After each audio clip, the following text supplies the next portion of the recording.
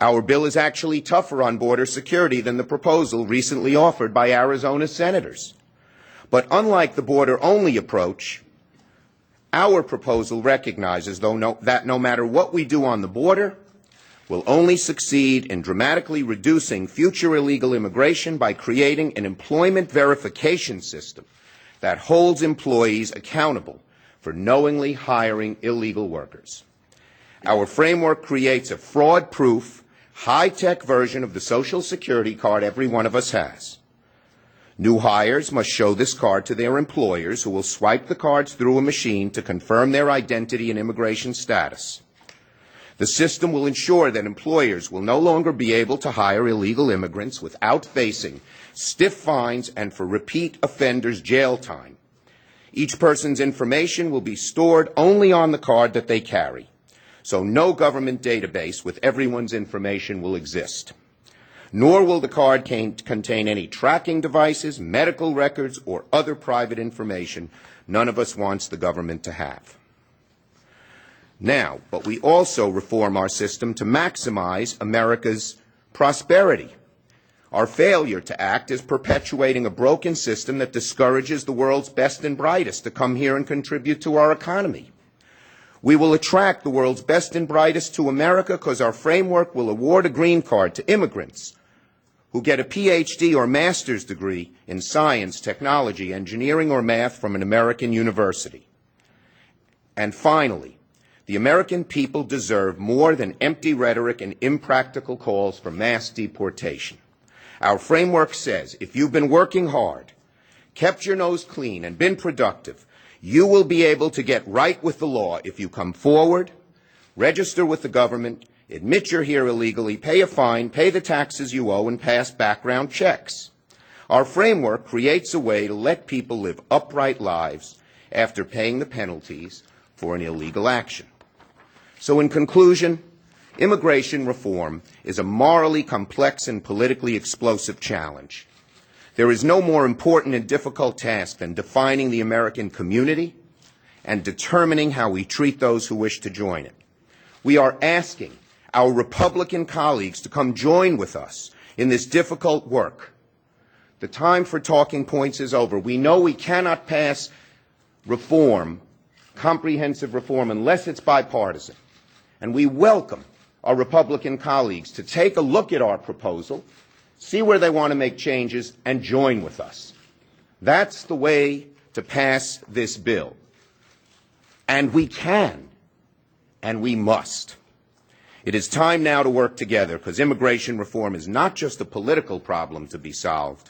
It's a critical component to achieving improved security, a vibrant economy, and a nation that continues to live up to the values that were so eloquently enshrined on the Statue of Liberty, values we must never forget. Senator Feinstein. Thank you very much. I remember 3 years ago when we voted on an immigration bill. There's no question that it's contentious, but there's also no question that it's necessary.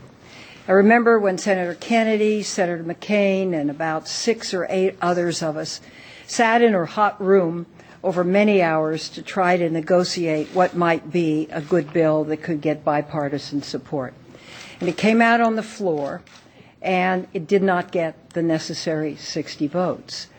Well, there was a lot of talk at that time that what we had to do first was strengthen the border. And in fact, a lot of that work has been done. The border is actually better staffed today than at any time in its 85-year history.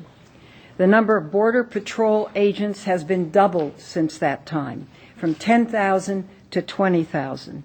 The number of federal agents has increased 26%, and almost all of the fencing mandated by the Congress has, in fact, been completed. 645 miles out of 655 miles that was mandated. The result has been a 23% decrease in illegal immigration in 1 year alone. Now, all of this amounts to substantial progress. The question is, what should next be done? Did this fix the system itself? No.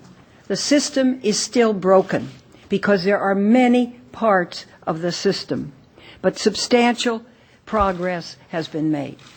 The framework proposal, and it is just that, it is not bill language, it is just a framework which can be fleshed in or changed in any way if people will work in good faith. But what we have in mind is not amnesty.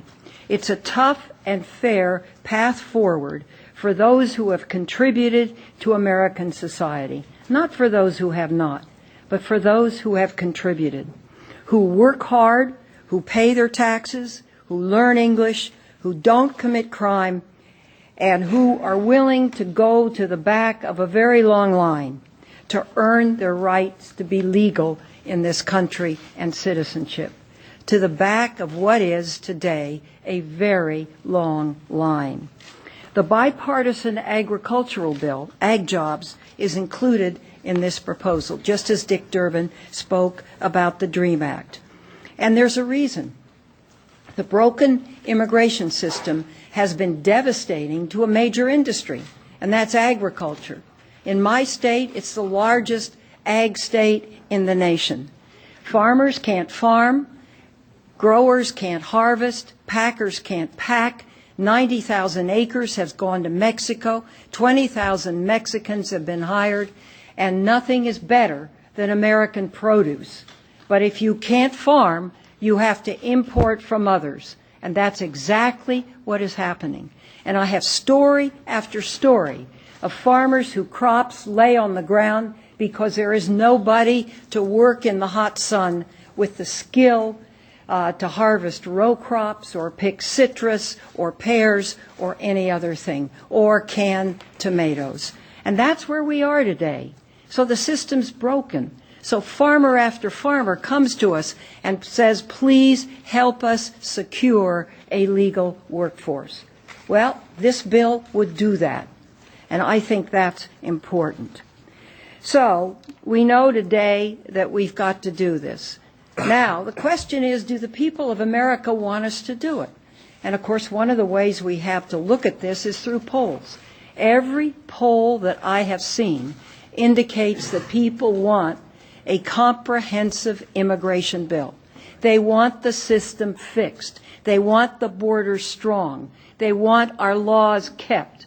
But they also understand that the economy prospers based on having people who aren't in the shadows, who aren't hiding, who aren't desperate, but who are contributing legitimate parts of our society.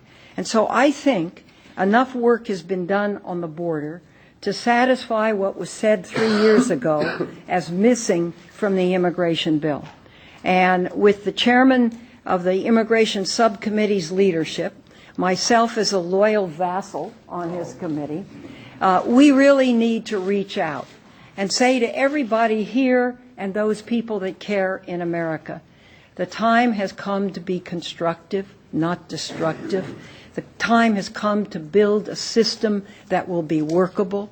The time has come not to walk into houses and deport families at 2 a.m. in the morning and leave their American children behind.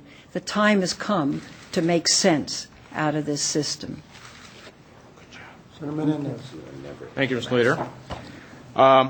I join my colleagues here in rolling out this framework with the view that this is an invitation to our Republican colleagues to join us in something that is critical to the national security of the United States and critical to the economy of the United States and critical so that American citizens and legal permanent residents do not become second-class citizens of this country.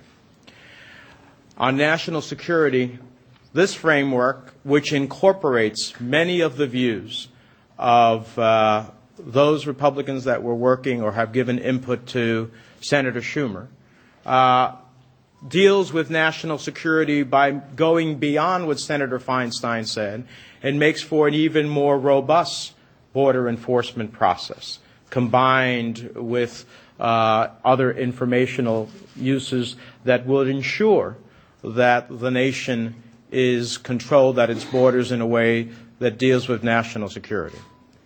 But at the same time, I can never have national security if I don't know who is here to pursue the American dream versus who is here to maybe do harm to it.